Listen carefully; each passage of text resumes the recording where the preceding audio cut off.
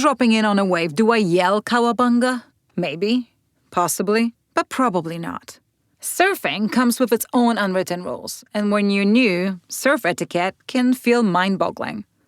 Unlike, say, road rules, there's no official handbook. You cannot get a surfing license. It's just a loose set of expectations that can change depending on the type of break, the geography, and the vibe of the lineup. In today's episode, we will be covering surf etiquette basics. Welcome to the Wipeout Weekly, the daily podcast for beginners, wannabe surfers, and seasoned wipeout enthusiasts.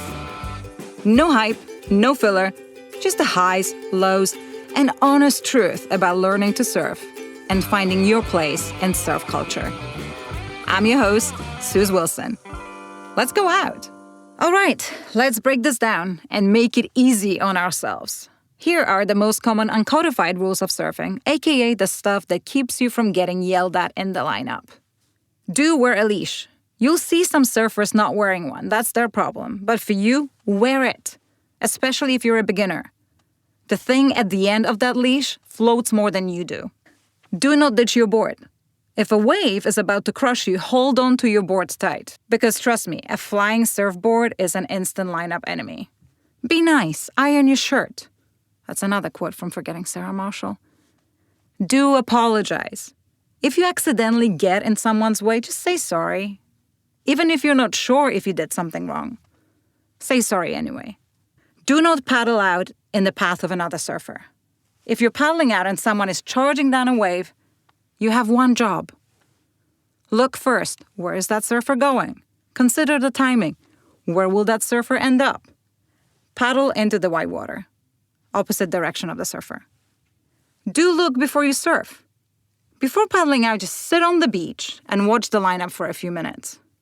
You'll spot the pecking order, the wave pattern, and who's taking off where. Do not snake. Snaking, which is paddling around someone to steal the inside position to take a wave, well, this is something frowned upon heavily. If you do it, you can expect a side eye, a stink eye, and possibly a punch in the face.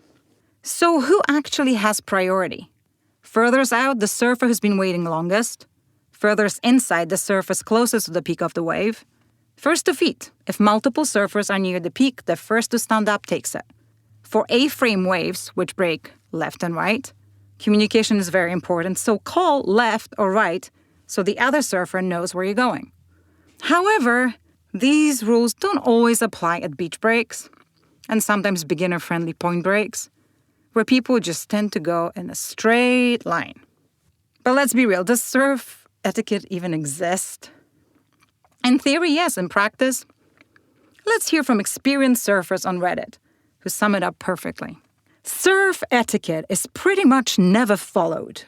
Most surfers are selfish hypocrites. Everybody ideally wants the best shot at the waves. We're all competing for a very limited resource. So yeah, at least they speak the truth. Take the etiquette rules seriously, but also understand that in some lineups, it's more like every surfer for themselves. And that's all for today. Check out the Wipeout Weekly for our free newsletter, more stories and ways to connect with us. Thanks for listening. See you tomorrow for more of the Wipeout Weekly.